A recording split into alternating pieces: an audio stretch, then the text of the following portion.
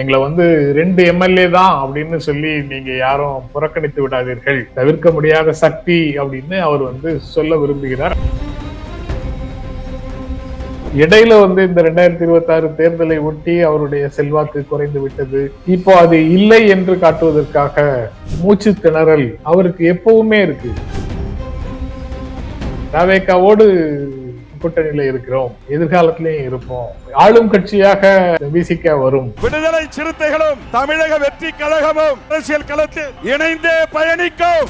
ஆட்சி அதிகாரத்தை ஒட்டி அவர்களோடு இணைந்து இருக்கிறதுங்கிற முடிவுக்கு அவர் வந்துட்டாரு. விடுதலை சிறுத்தைகளும் ஆளும் கட்சியாக பரிணமிக்கும்.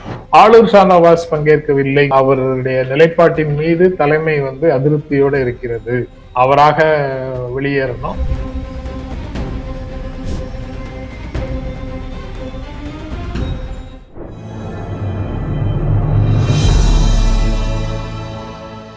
தமிழ் நியூஸ் நேயர்களுக்கு வணக்கம். இன்றைய சிறப்பு நேர்காணலில் நம்மோடு இருந்திருப்பவர் மூத்த பத்திரிகையாளர், அரசியல் திறனாய்வாளர், மரியாதைக்குரிய ஜென்ராம் அவர்கள். சார் வணக்கம்.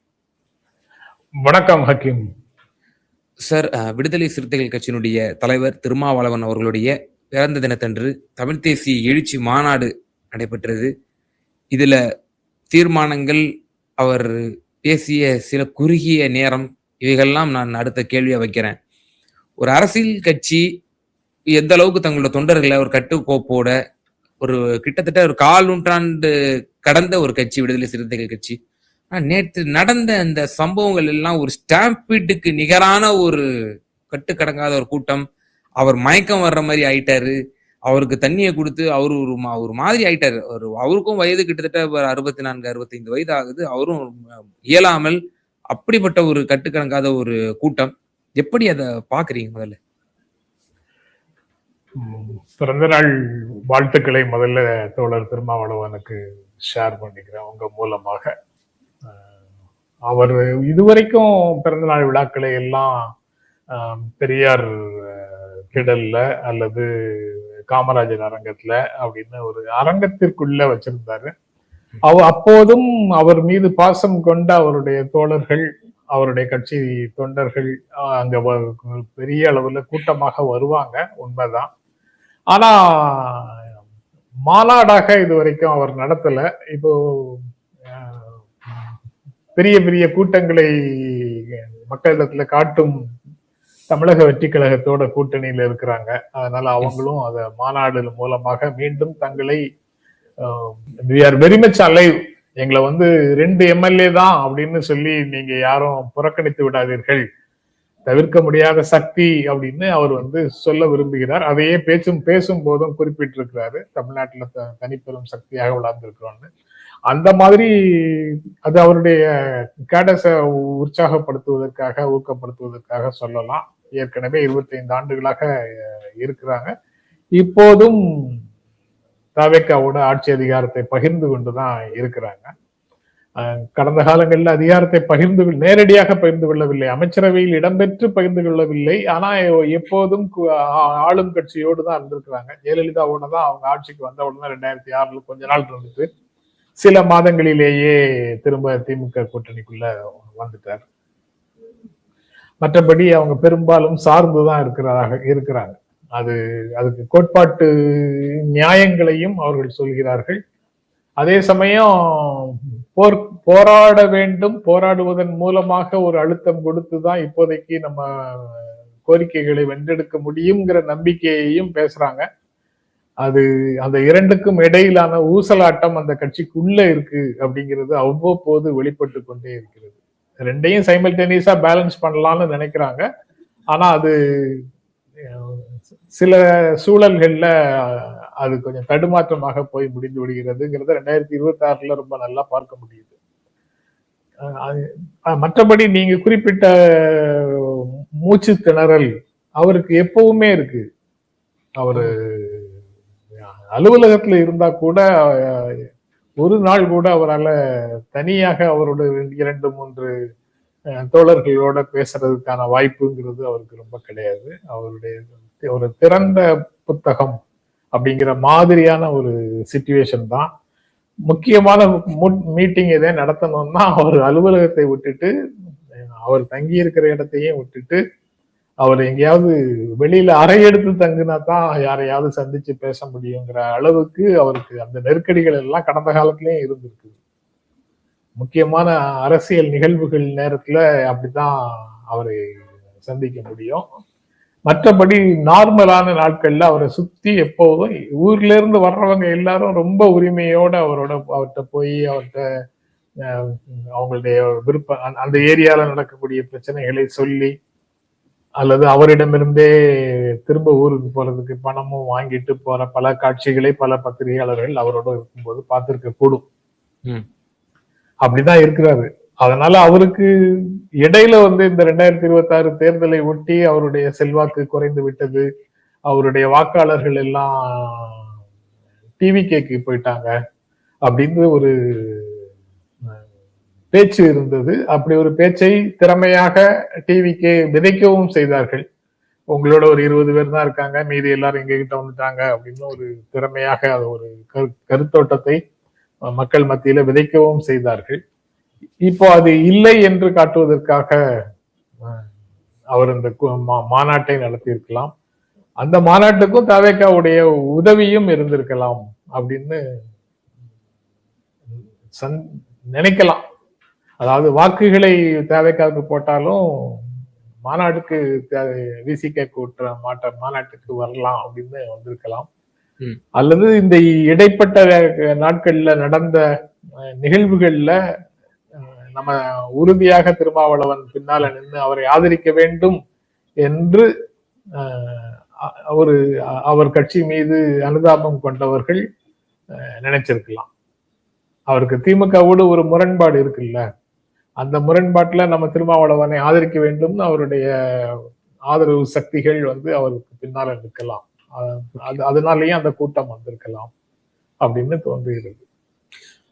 சார், இப்போ திருமாவளவன் அவர்களுடைய ரீசன்ட் ஸ்டேட்மெண்ட்ஸ் இந்த ஆட்சியில் பங்கு பெற்றவுடன் அவர் என்னென்னலாம் பேசினாங்க. நாங்க முதல்ல கூட்டணியே ஃபார்மேஷன் பண்ணல, இது கூட்டணி பேரே வைக்கல, திமுக தான் எங்களை முன்கூட்டியே கூட்டணியில் நாங்க இல்ல அப்படின்னு சொல்லி அறிவிச்சிச்சு அப்படின்னு சொன்னாங்க. அதாவது அமைச்சரவையில பங்கேற்றுட்டாங்க, அந்த கூட்டத்துல எல்லாத்துலயும் அவங்க பங்கேற்றுட்டாங்க. ஈவன் பங்கேற்று மாணிக்கம் தாகூர், இவர், வைகோ, சிபிஐ சிபிஎம் தான் பங்கேற்கல அந்த கூட்டத்துல. எல்லாரும் உங்க கரங்களை கூட உயர்த்திட்டாங்க. அப்படி இருந்த சூழ்நிலையில் நாங்க கூட்டணியில பங்கேற்கல. இன்னும் தனியார் தொலைக்காட்சியினுடைய ஒரு மேடையில் கூட சிபிஐ சிபிஎம் தோழர்கள் தலைவர்கள் இருந்தாங்க.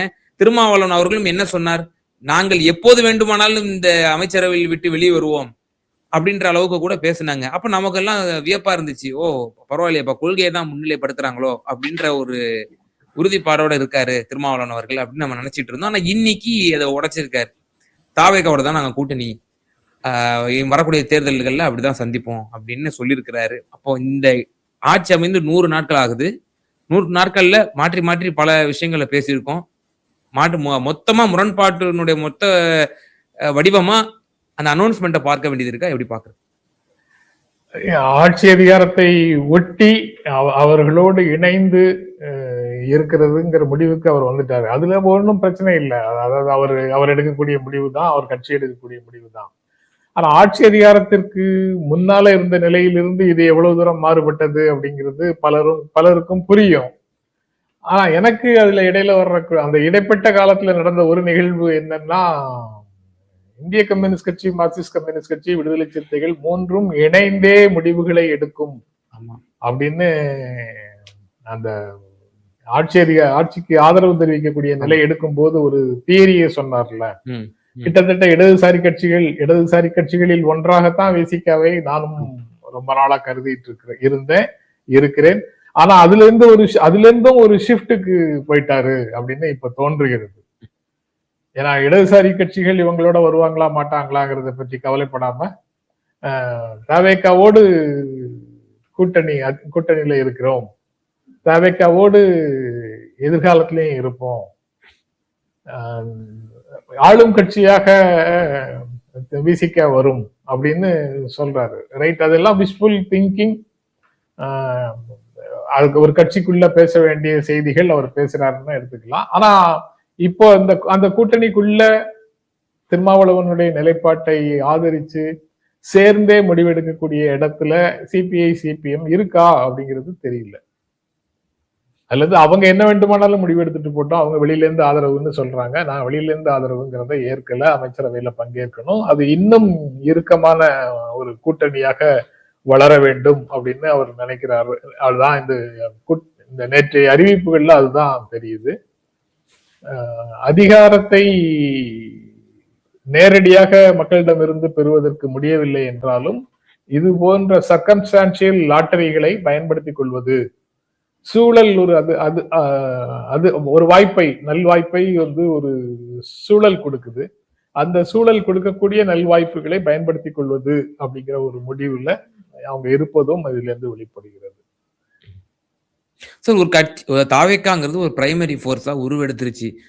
எப்படி இருக்கும் பொழுது இவர் என்ன சொல்றாங்க நேத்து அந்த மேடையில, விசிக அடுத்த ஆளுங்கட்சியா வரும் அப்படின்ற மாதிரி சொல்றாங்க. எல்லா கட்சியும் அதனோட தலைவர்களும் நம்ம கட்சி தான் ஆட்சிக்கு வரணும் அப்படிங்கிற ஒரு குறிக்கோளோட தான் வந்து களத்துக்கு வருவாங்க. சொல்றது தப்பில்ல. பட் ஆனா அது ஒரு அதுவும் முரணா பார்க்கப்படுதே.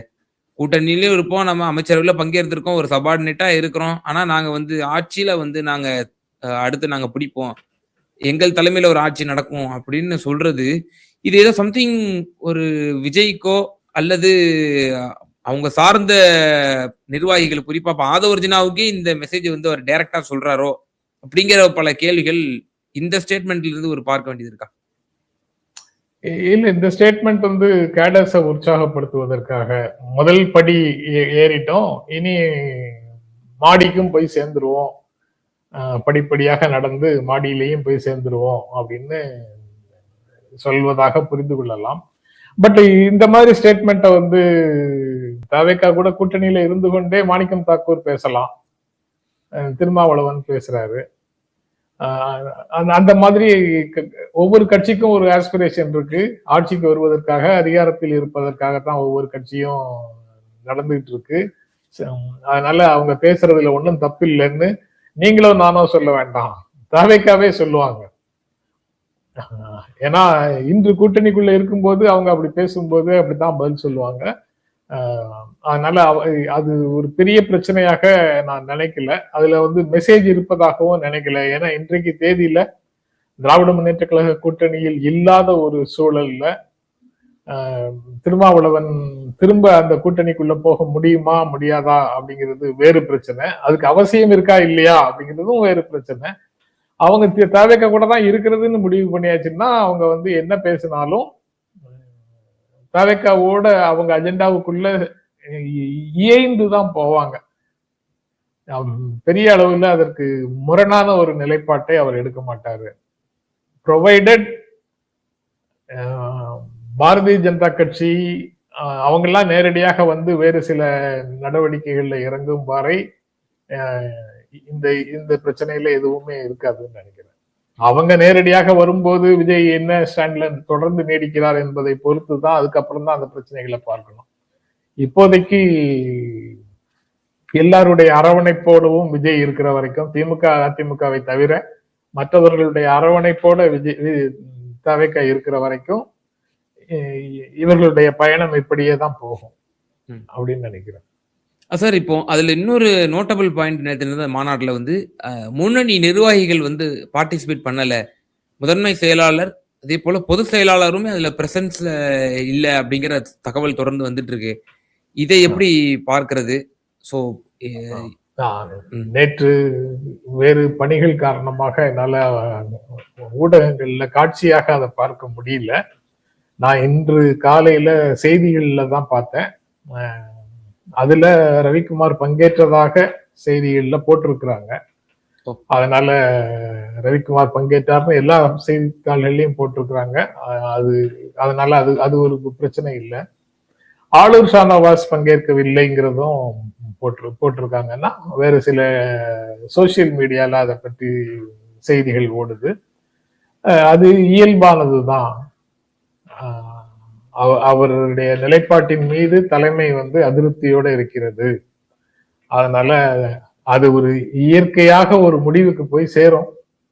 அவராக வெளியேறணும், அவரை ஒதுக்கி வச்சிருக்கும் போது அவராக வெளியேறணும், அல்லது அவருடைய பல்வேறு இணக்கமான அறைகூவல்களுக்கு பிறகும் அவர் தன்னை கட்சியோடு இணைத்துக் கொள்ளவில்லை அப்படிங்கிற ஒரு சார்ஜோட அவரை வெளியில அனுப்பணும். அந்த ரெண்டுல யாருக்கு அதிக நாள் பொறுமை இருக்கிறது அப்படிங்கிறது தான் பார்க்கணும். ஆனா சார், இப்போ ஒரு பக்கம் ஒரு கட்சியினுடைய ஒரு அடுத்த கட்ட தலைவரை சஸ்பென்ஷன் பண்றாங்க. அவர் ஆஃப்டர் சஸ்பென்ஷனுக்கு அப்புறமும் சஸ்பென்ஷன்ல இருந்து ரிலீஃப் தரப்படுது. சஸ்பென்ஷனுக்கு பிறகும் கூட முதன்மை செயலாளர் கடுமையா சாடுறாரு. அதே போல பொது செயலாளர் RSS காரர் அப்படின்ற மாதிரிலாம் விமர்சனம் பண்றாரு. அதே அந்த நபரையும் அந்த மேடையில் திருமாவளவனுக்கு அருகிலேயே அமர வைத்து அழகு பார்க்கிறார். அதே வசைபாடப்பட்ட தாக்குதலுக்கு உள்ளாக்கப்பட்ட நபர்களையும் ஒரு பக்கம் அவர்களையும் அரவணைக்க நினைக்கிறார். இது என்ன மாதிரியான ஒரு அணுகுமுறை அப்படிங்கிற ஒரு கேள்வி இருக்குல்ல? அது நடக்கும். அதாவது விரல்களை தாண்டி நகங்கள் வளர்வதை கண்டு நாம நறுக்குவதுண்டு நகங்களைன்னு ஒரு பாடல் வரி உண்டு இல்ல, விரல்களை தாண்டி வளர்வது கண்டு நகங்களை நாமும் நறுக்குவது உண்டுன்னு ஒரு பாடல் வரி இருக்குல்ல. அந்த மாதிரி கட்சியை விட தங்களை பெரியவர்களாக யாரேனும் நினைக்கிறார்கள் என்று இவர்கள் நினைத்தால் அவர்களை கட்சியின் மட்டத்திற்கு தட்டி தங்களோடு இணைத்துக் கொள்வதற்கு இது போன்ற உத்திகளை சில அரசியல் கட்சிகள் பயன்படுத்தி இருக்கின்றன. ஒருவேளை அதே மாதிரியான ஒரு அரசியல் உத்தியை இவரும் பயன்படுத்துகிறாரோ அப்படிங்கிற சந்தேகம் தான் அதுக்குள்ள வருது. அது போக ஒரு பேரண்டல் பொசிஷன்ல இருக்கக்கூடிய லீடர்ஸ், இப்போ திமுகல மு.க. ஸ்டாலின், அதிமுகல ஜெயலலிதா, இப்ப எடப்பாடி பழனிசாமியை ஏன் சொல்ல முடியலன்னா, எடப்பாடி பழனிசாமிய ஒரு ஃபேக்ஷனல் லீடர், அதிமுக இருக்கக்கூடிய ஒரு ஃபேக்ஷனல் லீடர்ங்கிற மாதிரி ஒரு நிலைமையில கொண்டு வந்து வச்சுட்டாங்க.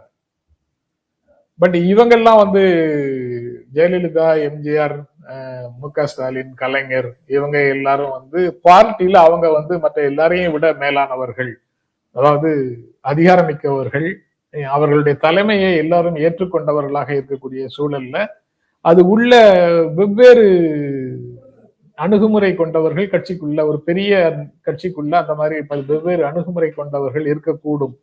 அப்போ இருவரையும் லூஸ் பண்ண முடியாது. சில பிரச்சனைகள்ல ஹக்கீம் சொல்றது எனக்கு உடன்பாடானதாக இருக்கும், சில பிரச்சனைகள்ல இந்திரகுமார் சொல்றது எனக்கு உடன்பாடாக இருக்கும். ரெண்டு பேரும் என்னோட சேர்ந்து பயணிக்கும் போது நான் இருவரையுமே என்னோடு சேர்த்து அழைத்து கொண்டு போகத்தான் நான் விரும்புவேன். ஆனா